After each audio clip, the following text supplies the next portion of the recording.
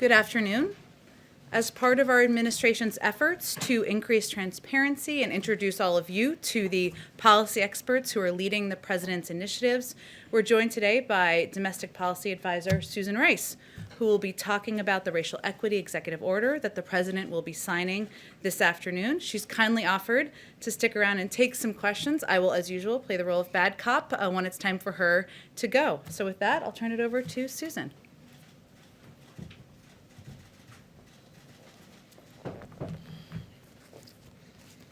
Good afternoon, everyone. It's good to be back. Jen, thanks. The President has committed the whole of our government to advancing racial justice and equity for all Americans. I'm leading this effort out of the Domestic Policy Council. I've assembled a first-rate team to drive this agenda forward. We'll hold the federal government accountable for advancing equity for families across America. I have the support of every White House office and every agency in this work because, as President Biden has made clear, advancing equity is everybody's job. Tackling these challenges, though, is personal for me.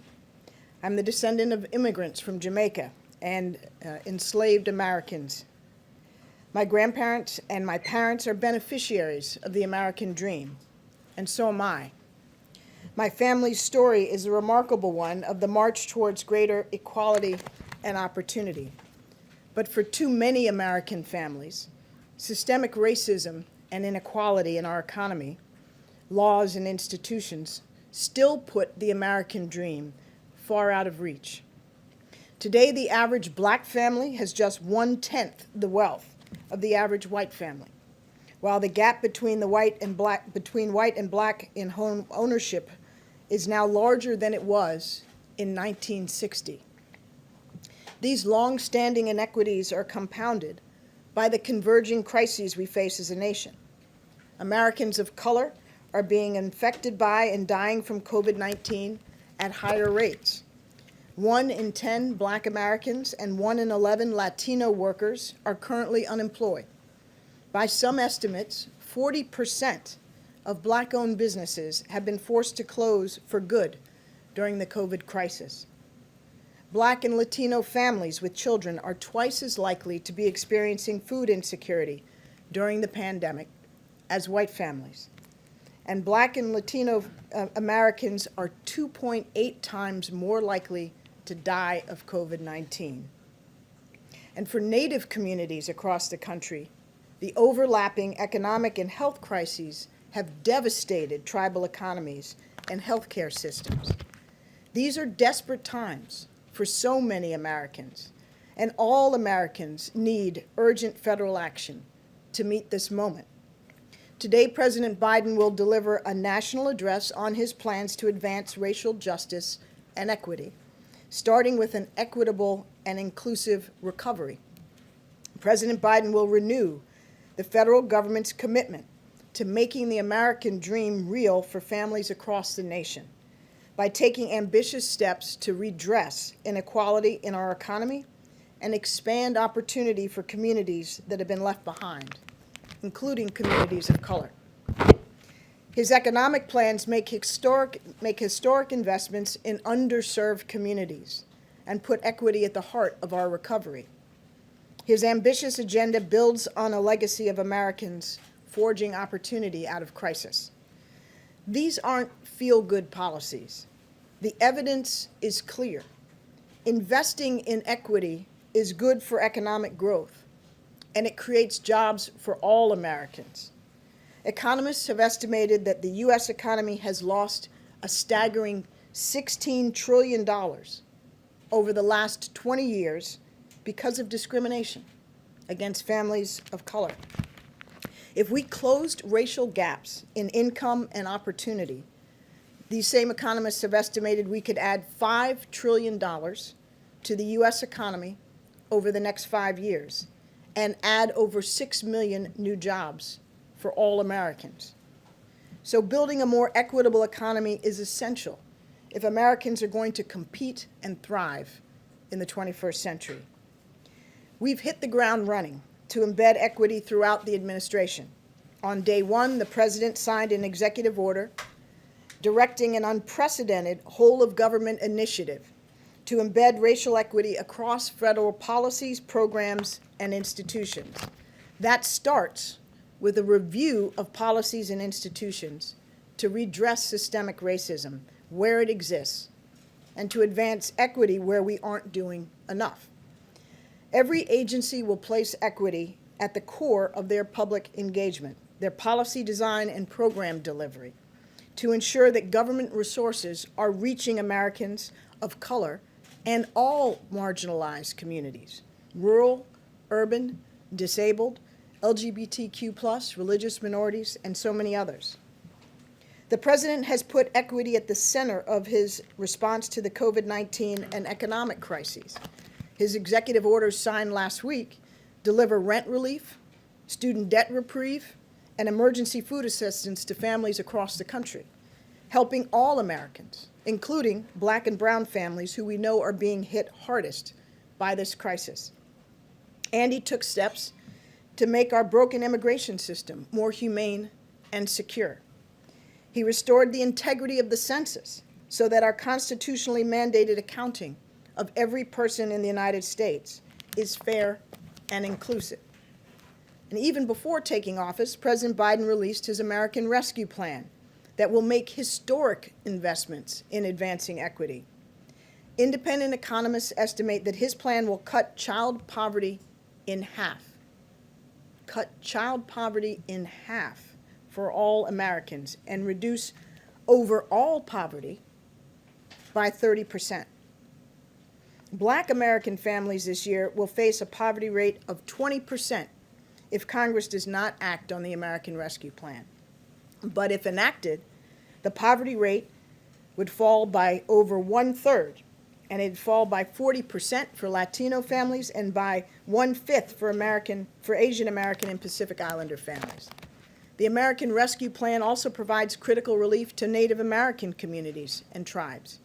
These investments will lift over 8 million Black, Latino, and Asian Americans out of poverty and provide relief across sectors where families of color are most disproportionately impacted by this crisis, in food and financial security, healthcare access, and education and child care.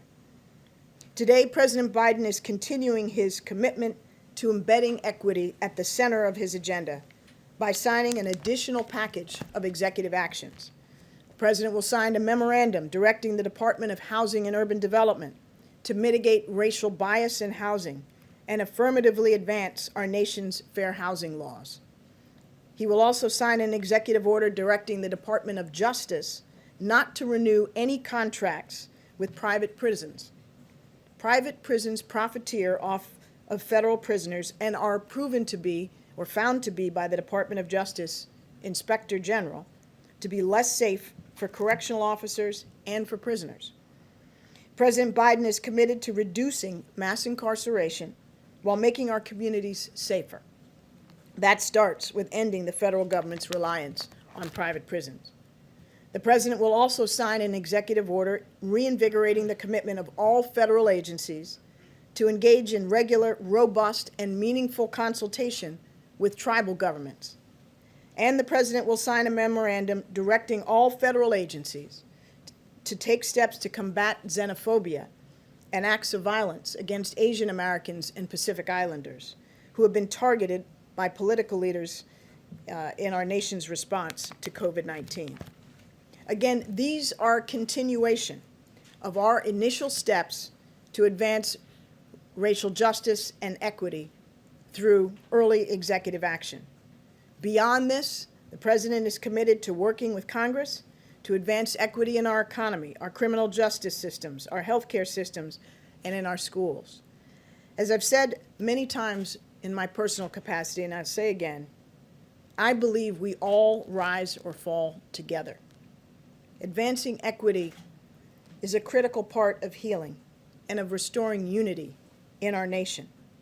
The President will have more to say about all of this later this afternoon, and I'm happy to take a few of your questions. Peter? Ambassador Rice, thank you.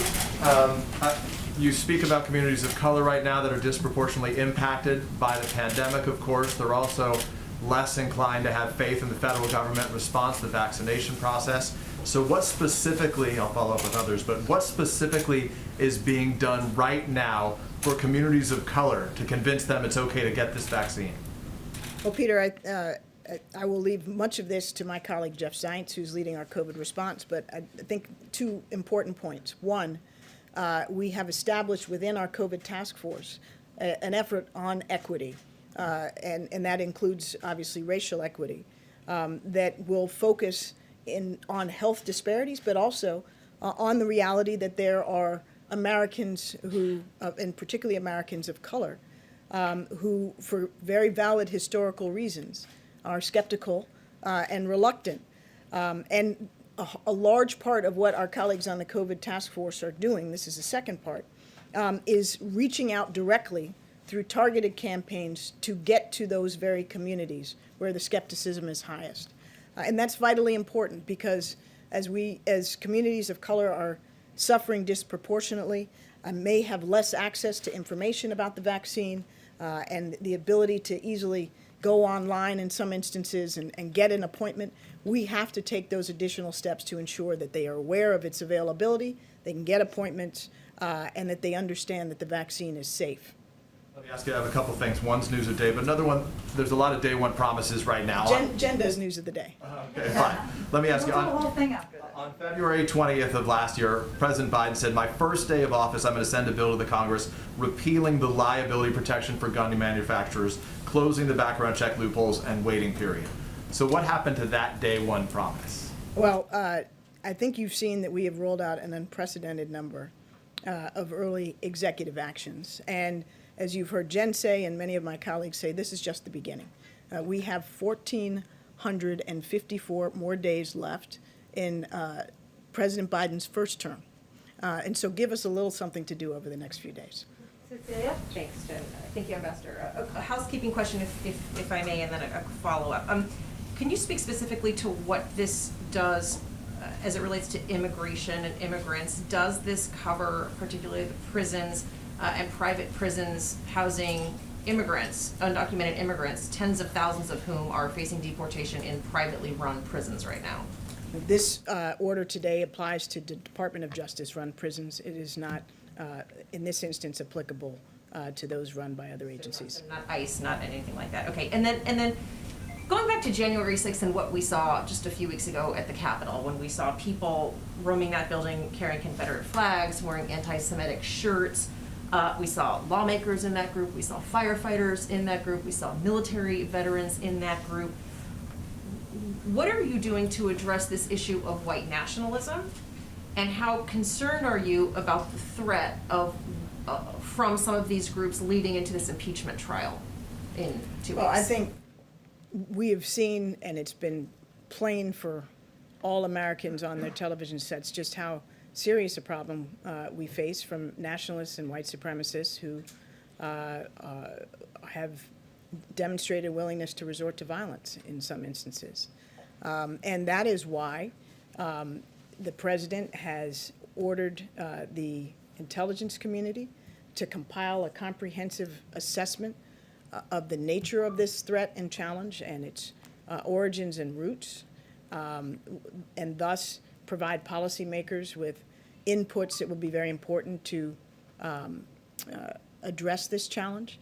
The National Security Council has set up a capacity within the NSC to focus on domestic violent extremism and to ensure that we are within the White House and within the interagency coordinating efforts to craft and implement policies that will address this. So we're taking it quite seriously. And why doesn't this address the ICE private detentions? It addresses the Department of Justice prisons in the first instance. It's silent on what may or may not transpire with ICE facilities.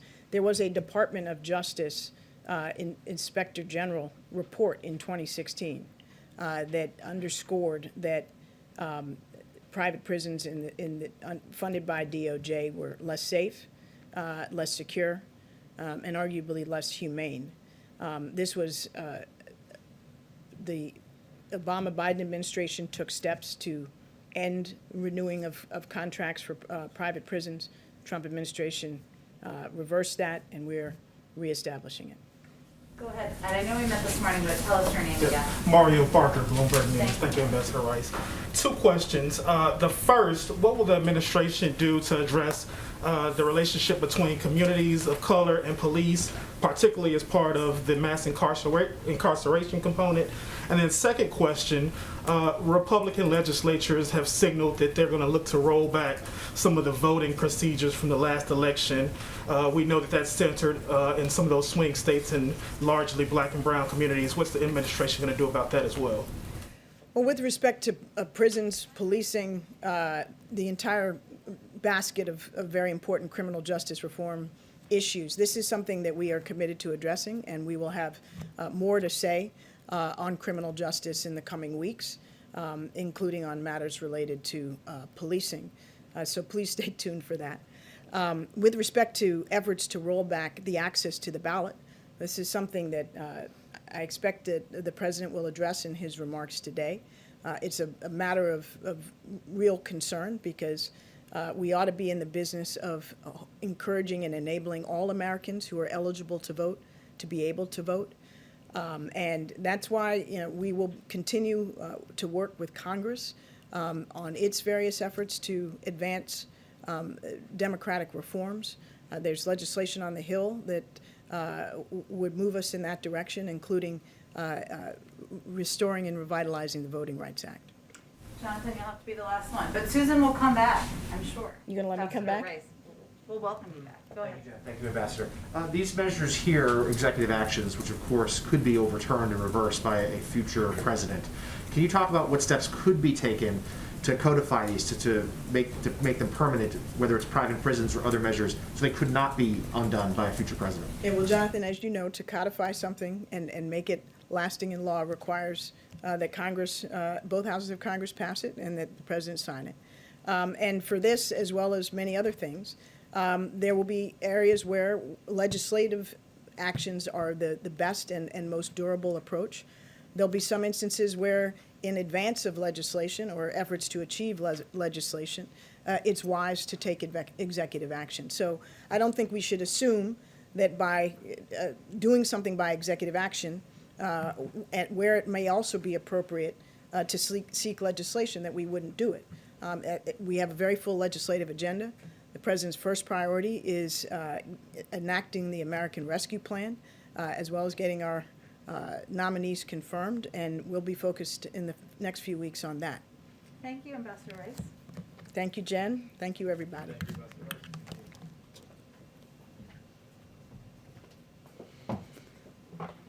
Okay, just a couple more things at the top, and then be happy to take your questions. The President and his team have been working around the clock over the past 6 days to make meaningful progress on vaccinating as many people as possible.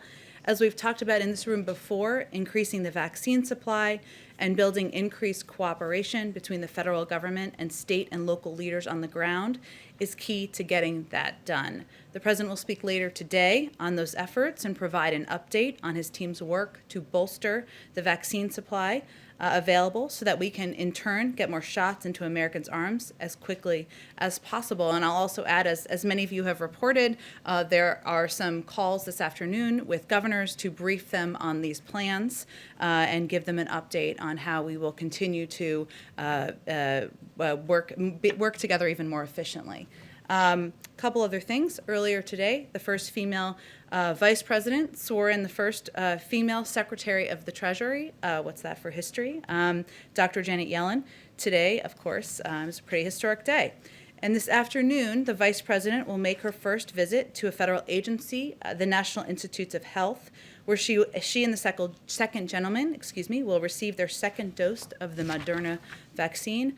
The Vice President will thank Director Collins, Dr. Fauci, and the staff of the NIH for their work to develop the vaccine and efforts to keep Americans safe. She will also make the case that Congress needs to immediately pass the American Rescue Plan, which includes $20 billion to invest in local community vaccine distribution centers in the hardest hit areas. Her remarks on the vaccination at NIH will be live streamed on the White House YouTube channel, so you can all tune in for all of that. Okay, Jonathan, kick us off. Thank you, Jen. First, on the response to the pandemic, two matters there.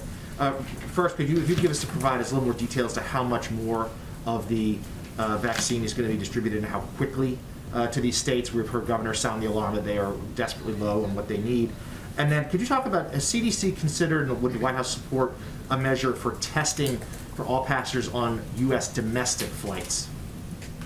Well, Jonathan, on the first part of our effort is certainly to ensure we are more effectively and efficiently working with governors and local officials who have expressed some frustration in recent weeks about the lack of information and the lack of a federal plan. We've only been here 6 days, but we want to take steps as quickly as possible to address that. And part of that will be what the president updates us all on this afternoon. And I would be a very short-lived press secretary if I got ahead of the president. And we're having so much fun in here, so you don't want that to happen.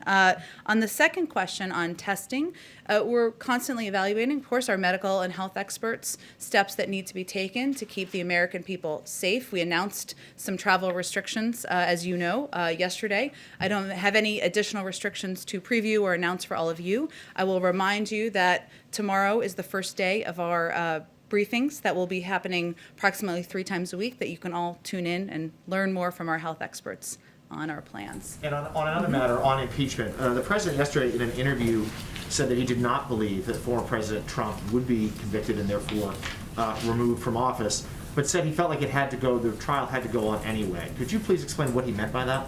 Sure. Well, let's put this in context of last night. So last night, the House impeachment managers delivered the articles of impeachment to the Senate with a dramatic walk over, as you all carried on television.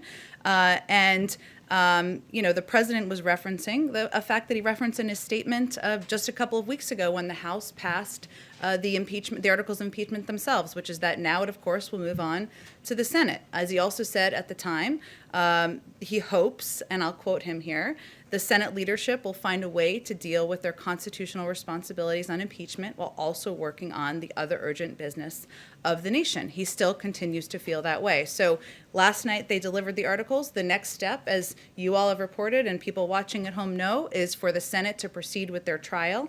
He's going to allow them to move forward at the pace and manner that the leaders in the Senate determine. And I can promise you that we will leave the vote counting to leaders in the Senate from now on. Last follow-up and then hand off. On this, though, why is the president so reluctant to express his personal opinion as to what happens here? We understand he's not in the Senate anymore, but he is the leader of the Democratic Party. Why won't he say what he believes should happen?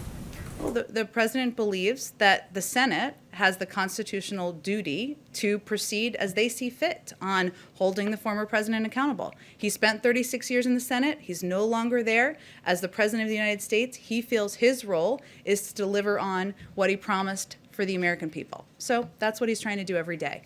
Go ahead, Peter. Just a little housekeeping as it relates to what's going on in the Senate right now. When is the last time that President Biden spoke to Leader McConnell? He has spoken with Leader McConnell, as he said. It's spoken with him a couple of times, but I'm not going to. I'm not going to read out specific calls to all of you on the pace or number of their phone calls. I guess the question is, this is someone who has always said, the president, that his strong suit is the ability to work with both sides of the aisle. And he criticized the previous administration for not bringing lawmakers here on COVID relief to sit down in the Oval Office. So why not say to Democrats and Republicans, come to the White House right now, let's hash this out and let's get it done? Well, I know that would make for excellent television and quite a dramatic moment here at the White House. But he is in close touch, as our team is, members of our senior team, as you know, Brian Deese, a number of senior officials here at the White House, speaking with different caucuses in Congress, Republicans, Democrats, people from different wings of different parties about our plans and our commitment to getting the COVID package passed. But our view is that a lot of those conversations should happen one-on-one, should happen in small groups, and that's the most productive way to move this bill forward. Let Ask if I can. There seemed to be a little bit of disagreement in terms of the way both Dr. Fauci and President Biden viewed herd immunity and when we get out of this pandemic right now. We heard the president yesterday say, I feel confident that by summer we're going to be well on our way towards herd immunity. Dr. Fauci said that he thought this would likely occur where we were closer to being back to normal by this fall. Just so it's clear for Americans what the administration is promising or telling them, when should we expect that takes place? Well, the president is certainly pushing his team every day to deliver results as quickly as possible. So as part of his comments yesterday, he also talked about his desire to ensure there's greater availability in the spring, and certainly his hope that every American will, that more Americans will have access as quickly as possible. But he has also said many times it will take months and months for a broad swath of the population to be vaccinated. And as always, he's guided, as we all are, by scientists and medical experts, and certainly Dr. Fauci's guidelines of when we can expect for a broad swath of the population to be vaccinated. For specificity on the vaccine stockpile yesterday, you didn't have a specific number. CDC Director Rochelle Walensky didn't as well. What is the stockpile right now? Where do we stand at this moment? Well, the president is going to have more of an update later this afternoon, as I previewed earlier. Do we know the answer, I guess? Do we have our hands around that? Well, certainly there is we monitor updates on a daily basis through Tiberius and multiple systems that have available information on vaccine numbers that are distributed to states, what states have received, what they have distributed, and we've been connecting all the dots to ensure we have our best understanding of where the holdups are. And we, of course, have that assessment, but we're continuing to dig in every day on what the issues are. Why isn't the vaccine getting out to states? What is the holdup with vaccinators? Why aren't there more vaccine sites that are getting the supply they need? But later this afternoon, he'll have more of an update on our additional vaccine supply that we'll make available to states. Go ahead, Peter. Thank you, It's a Jen. Peter row up here. Pete and Pete, or Pete and repeat, I guess. So the jokes could go on. Thank Go you. ahead. Yeah, let's do that. So there are some reports that FEMA is now planning to reroute up to $10 billion in money that could be used to combat COVID-19 right now, to preemptively combat climate change by building seawalls and elevating flood-prone homes. And I'm curious if there has been any thought given to waiting until COVID is behind us to do that. Peter, I had not actually seen that report before we came out here. As you know, and I'll just repeat, the president's first priority is getting the pandemic under control and doing everything needed, putting all of the necessary resources behind that. But I'm happy to circle back with our team on that specific report. And another question, the president says that he hopes that the Senate leadership can continue, can do the Senate impeachment trial while working on the people's business. What if they can't? Well, as president, you always have to be hopeful, of course. That's your role as a leader, to push leaders, push Democrats and Republicans to make more progress. But I think what the president will continue to do privately in his conversations with members of Congress, Democrats and Republicans, and publicly, is make the case for the cost of inaction. And I think he doesn't feel that the Democrats and Republicans in Congress have the space and the time to wait, that there's an urgency that the American people are going to continue to push members who are representing them on. And so I don't think he feels there's an alternative other than them to move forward with urgency. And then just one more. The riots in Portland and the violence in Portland recently, there was some discussion earlier about the January 6th rioters being reviewed by the DNI as domestic violent extremists. Are the rioters in Portland also being viewed through the same lens, or is that something different as the White House sees it? I think you and I talked about this yesterday and conveyed that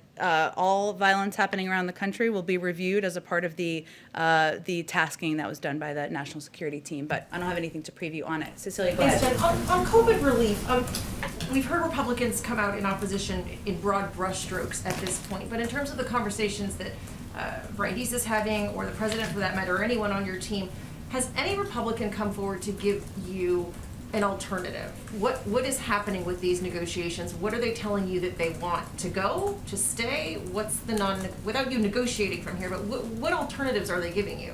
Well, Cecilia, you have the benefit of having covered Congress for quite some time, and you know none of them are quiet about what they like and don't like, and they often say it publicly. So the president and members of our team are hearing many of the same, expressions of support and sometimes expressions of questions about whether the package needs to be the same size, whether it's targeted, whether it should be targeted in this way. Those are the same questions that they are hearing privately. And what the president is also hearing privately, and what members of our team are also hearing privately, is that they expect him to be focused on this package, and they will be as well. And they hear and understand the urgency. And as you know from covering this for quite some time yourself, oftentimes things come together right before there's a vote, right? The president kind of alluded to this yesterday, but we feel democracy is working how it should. He laid out his big package, his big vision of what it should look like, and people are giving their feedback, and he's happy to have those discussions and fully expects it's not going to look exactly the same on the other end. And on the stockpile assessment, I want to flip the answer that you've been giving, saying that it's 5 days or 6 days. Give us some time to catch up with this. I understand that. On the inverse, it's been 6 days. Mm-hmm. Why don't we know exactly what is in this stockpile? What have been the hurdles, the biggest hurdles in getting that answer? Slawi, you probably heard this yesterday, defended the program Operation Warp Speed, saying that the results were exceptional. So why is it taking so long? I'm not 6 days in. six days in. Well, 6 days in, the president is also giving an update on steps we're going to take to provide more vaccine supply to states across the country. In response to their concern, there has not been a federal plan in place, and that they haven't received the coordination, cooperation, and information they desired. So, in my view, that's a pretty rapid response to states' concerns. We do have an assessment. As I referenced Tiberius, which is quite a name for this website, I will say. Sounds like a magical creature a little bit to me, but it provides vaccine information, publicly available information on vaccine supply that's gone to states and what's been used.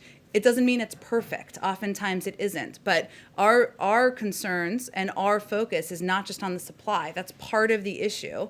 It is also about ensuring that states have the number of vaccinators they need. So that means people who are literally taking the shots and qualified to put them in the arms of Americans. And some states and some communities don't have people who are able to do that. And vaccine centers and places where people can go and receive the vaccine. So there's multiple steps in this process, and our focus is on ensuring not just the supply is at the rate it needs to be, and that states have more advance notice. This is one of the things governors will tell you and have told us, that it is very difficult for them when they find out a day before, a couple days before, that they're going to run out of supply or when a next supply shipment is coming. They want more time. That's something we're also working on. So those are all pieces that are a part of this Herculean operational task that our team has undertaken.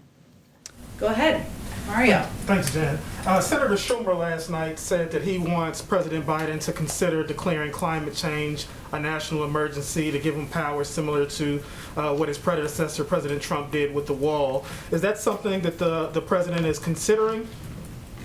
Well, the president has long said it is one of the 4 crises that he believes are central to the presidency and central to his time as the commander-in-chief and the president of the United States, addressing the threat of climate. So he is not only taken actions, executive orders, taken actions that fall under the purview of the president, but also he has pushed to find ways to work with Congress on taking additional steps moving forward too. There'll be more we have to share on our efforts on climate in the days ahead, but I don't think Leader Schumer has any doubt about the president's commitment to this, and certainly the fact that he has called it a crisis. He's said it is central to the issues he wants to take on in his presidency, speaks to his commitment to the issue. Go ahead. So 2 more questions to bring it back just to COVID response for a second. So first, one of the questions that's come up is how much money is needed exactly to respond to the emergency that we're in. Is it 1.9 trillion? Is it some other figure? Do you have an assessment just of how much money is left from Congress's last allocation towards these issues? How much is left to spend?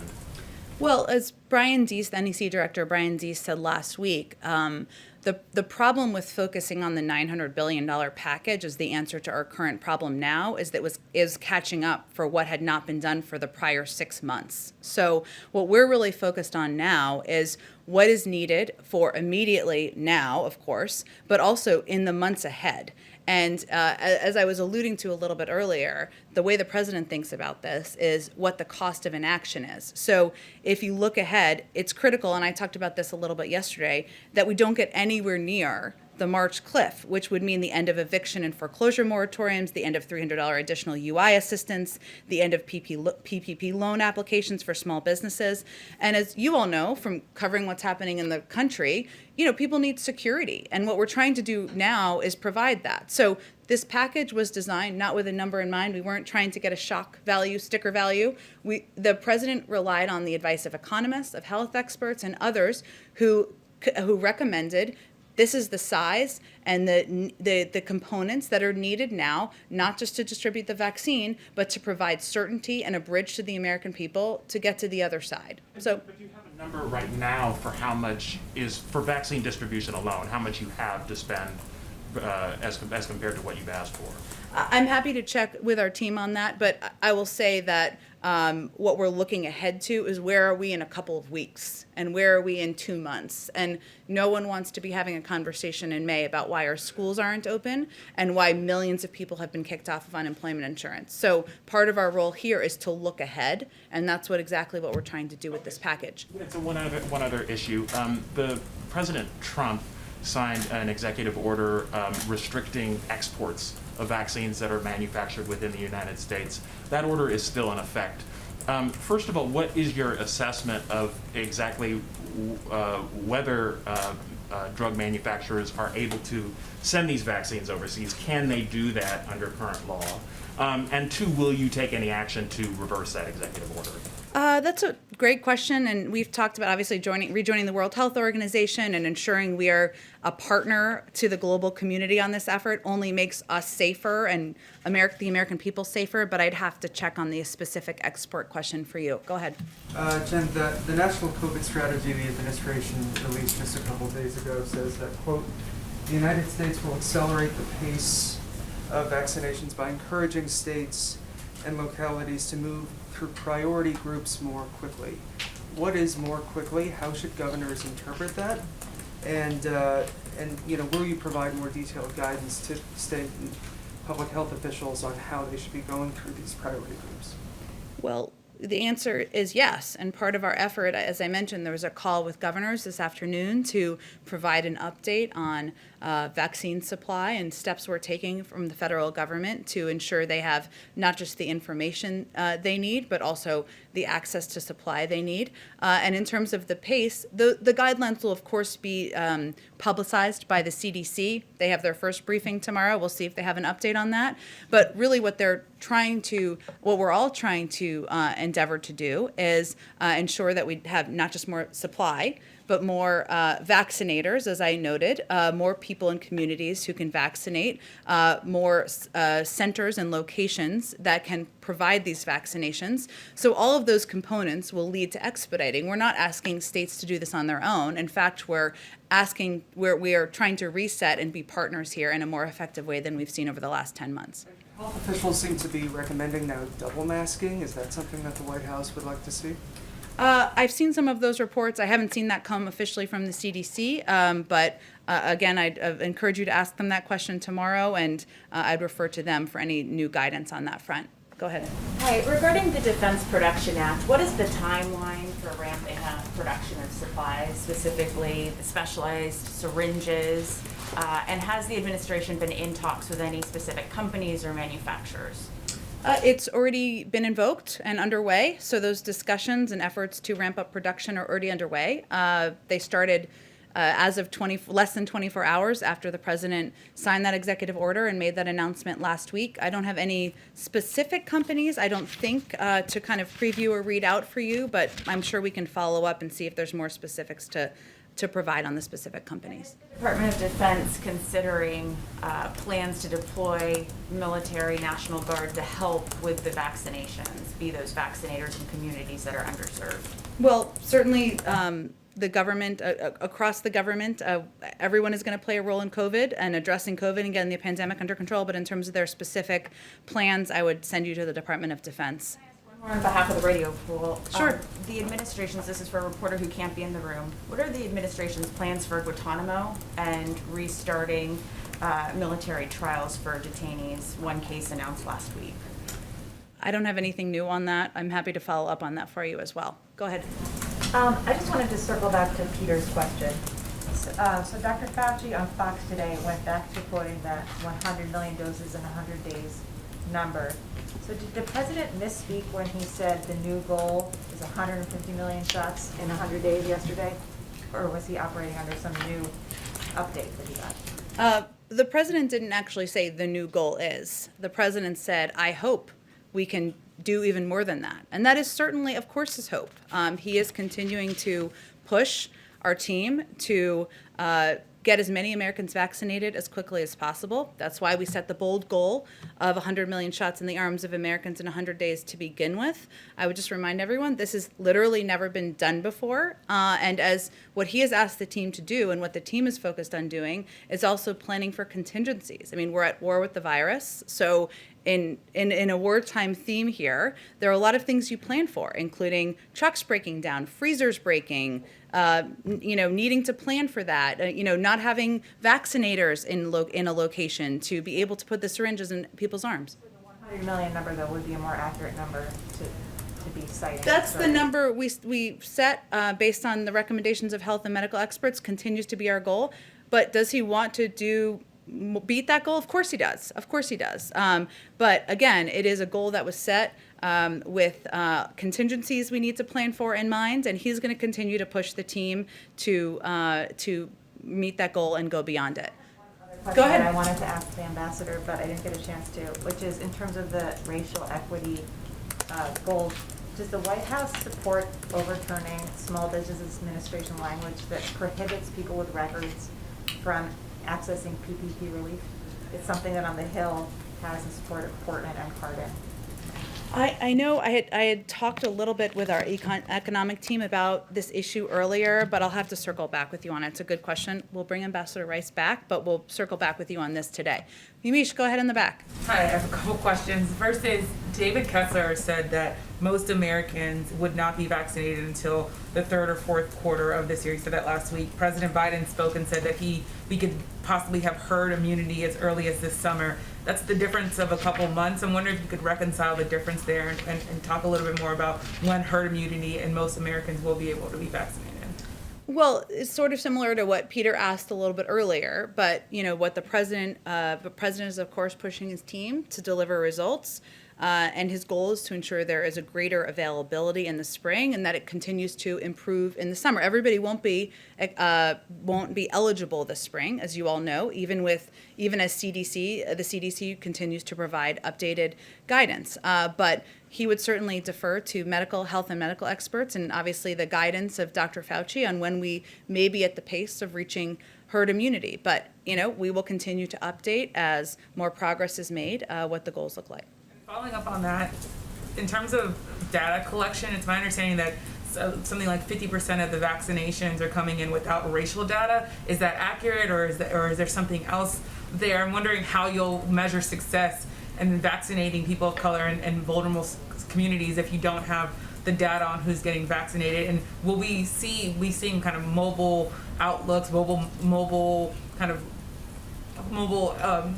outreach to those communities in terms of vaccines? When might we see that? Yes, absolutely. That will be part of it, but also part of it will be working with pharmacies and working with health centers in communities so that communities across the country, rural communities, communities of color, have easier access to know where they can go and get a vaccine. But this is going to be hard, and we are not trying to sugarcoat that, and it will be very challenging. This is why everybody who comes and speaks about COVID talks about the challenge of vaccine hesitancy and how we're going to overcome that. And it won't just be about having centers. It will also be about overcoming a lot of these contingencies I've mentioned that we have to plan for, about more effectively communicating with people about the safety of the vaccine and really being thoughtful about who we're using to communicate. So it is going to take a multifaceted approach, and we are open-eyed about the challenge. Data part of that question, is it accurate that there's very little racial data, or at least less than 50% of racial data coming in on vaccinations? I would refer you to the CDC, and I know they'll have their first briefing tomorrow, and that sounds like a great question to ask them. Susan Rice she couldn't take all the questions, so maybe I'll ask you the question I was going to ask her, which is, we've seen that after January 6th, there is obviously this issue of white supremacy and racism coursing through our country. What's the biggest challenge when you think of equity in this country, and how do you measure success for something like that, especially when we think of all of the different ways that our country is dealing with it? I know these EOs are about housing and about criminal justice, but can you talk a little bit about how you're going to measure success and what the federal government's role is on something so big as inequality and racism? Well, I think what Ambassador Rice was conveying to all of you, and obviously what the president will sign later this afternoon, is an executive order that makes racial equity and addressing racial equity a priority across the government. And what how the president talks about this is that far too often we think of racial issues that are in the racial equity bucket, shall we say, are only related to a couple of categories, and that's just not accurate. We need to address racial equity in terms of health disparity. We need to address it in terms of access to lending and to loans. We need to address it in terms of biases and discrimination as it relates to housing. And so what this executive order will do will make it a priority and infuse expertise and personnel to ensure we are addressing issues that impact communities of color across the country every day, and not just every few months when it's an issue that comes up and prompts questioning. Go ahead in the back. Thank you, Jen, and thank you for making sure that everybody gets the opportunity to ask questions. I really appreciate that.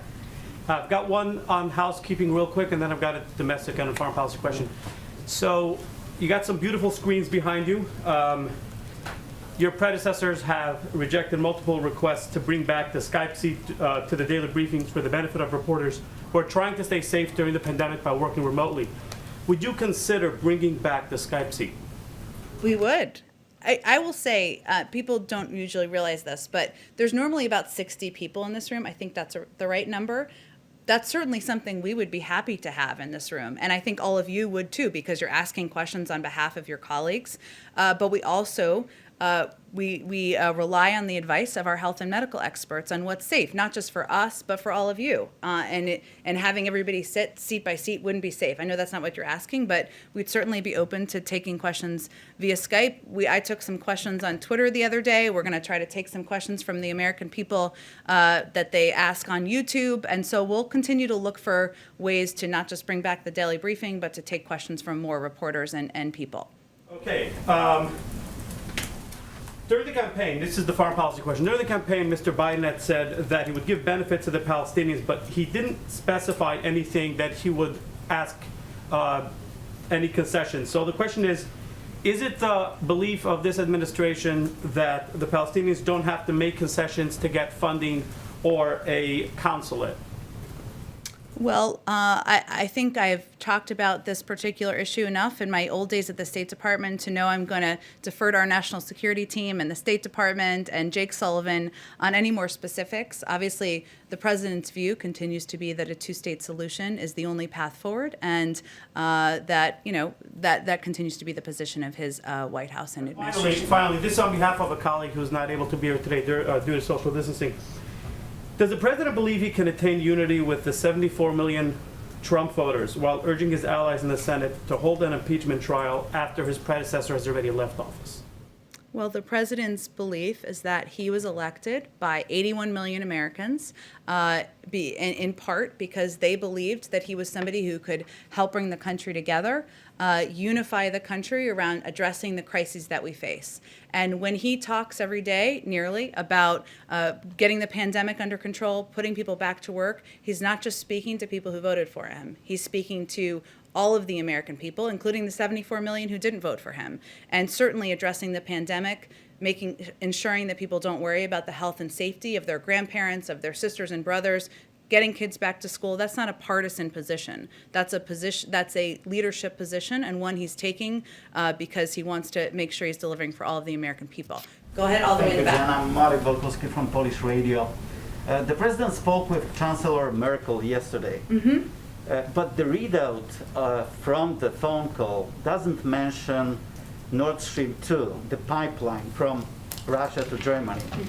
Have they discussed this particular project, and what's President Biden's position on Nord Stream 2? Is he determined to use all the tools he has, like sanctions, to stop the project? Well, I don't have any more for you on the particular readout, but I can convey that we continue to believe, the president continues to believe, that Nord Stream 2 is a bad deal for Europe. We're aware that the previous administration imposed new restrictions on activities related to the pipeline under the National Defense Authorization Act, and we will be reviewing those measures. And so he looks forward to continuing to consult with our European partners on this issue, and if there's more to share on his conversation with Chancellor Merkel on it, we will certainly circle back with you more directly. Let me just get to everybody. Go ahead. Thank you, Jen. This is just following on from Yamish's question earlier. We heard the president yesterday say that anyone who wanted to get a shot would be able to get one by spring, and that we would be well on our way to herd immunity by summer. I'm wondering how we can make those projections, and we don't know what the national stockpile is, when the CDC director says that supply won't increase until March, and when we're still having these enormous distribution problems in the different states. Well, let me first start by saying, as I started the briefing conveying, the president will have more to say on our vaccine supply and also assistance and cooperation that we will be doing with the states later this afternoon. So we'll have an update on that. And as I also noted, we do have a sense. There is Tiberius, my favorite word of the day, a website that has available information on not just the vaccine that is available in states, but what has been distributed. So what I was conveying, and I think what a number of our medical and health experts have been conveying, is that we've been here for now 6 days. I'll at a certain point stop saying that, but less than a week is not that long a period of time. We are assessing every day where the holes are, where the gaps are, what the holdups are. It's not just supply, it is beyond that. It's also having the number of vaccinators we need, the number of vaccine distribution sites we need. Those are all issues, if you talk to any governor, that they will say are challenges to getting the vaccine in the arms of the American people. And what the president's goal is ensuring that there's greater availability in the spring. He will push his team. He pushes his team on COVID and updates on it, even when it's a meeting about other issues. This is his focus every single day. But the fact is, every American is not going to be eligible this spring. We're going to continue to increase supply. That's part of it. And he has said many, many times it's going to take months and months for a broad swath of the population to be vaccinated. But he would, if he were standing here today, one, he'd be a lot taller than me, but he would say he will defer to health and medical experts to give their assessments on when we can reach the point of herd immunity. Peter, go ahead. There is a report now that the chief financial officer of Florida has sent a letter to the International Olympic Committee that Florida would like to host the Olympics if Japan next year is uncomfortable because of the pandemic. Is a Florida Olympics in 2021 something you can see the White House supporting? Wow, well, that's a lot of steps that need to take place. And I don't know the entire process of the Olympics, but I would certainly send you to the U.S. Olympic Committee and the International Olympic Committee first on what their assessment of that offer is, and certainly, of course, what their assessment is of Japan's preparedness for the Olympics. Go ahead right here. Jen, on contingencies, if these COVID vaccines need to be tweaked or changed because of these emerging variants, how is that going to complicate your rollout effort? Well, Dr. Fauci spoke to this a little bit last week, and I expect this will be one of the lines of questioning with our health and medical experts when they have their first briefing tomorrow. And they have spoken to both assessments that have been made about the efficacy of the vaccine, even with the new variants, and how they are evaluating what the efficacy will be moving forward. This is something that they will continue to look at through a medical and health lens. So I don't think I'm going to have a new update or assessment for you from here, but it's something they're looking closely at, and the president will continue to encourage them to be as honest and straightforward with the American people as possible. Just one unrelated question. One of the President Trump's last acts was to grant protective status to Venezuelans who are in the United States. I believe that still stands. Can you give us an update on your position on that? Sure, let me see. Let's see. Well, the overriding goal of the United States is to support a peaceful democratic transition in Venezuela through free and fair elections. He has long been clear, the president that is, that his administration's approach to Venezuela will focus on addressing the humanitarian situation, providing support to the Venezuelan people, and reinvigorating multilateral diplomacy to press for a democratic outcome and pursue individuals involved in corruption, human rights abuses, and pursue individuals involved with that. I don't have anything more for you on the status of temporary protected status. That was a mouthful. I will, of course, our national security team is doing a review of all of the positions and put in place by the Trump administration, and we'll provide an update when we have one. Go ahead. One more question. Ambassador Rice outlined all of the disparities when it comes to Americans of color being infected and dying from COVID at higher rates. Does the White House fault the policies of the previous administration for creating those disparities that we're seeing? Well, health disparities in communities of color existed long before the Trump administration took office, and I think that's a statement of fact.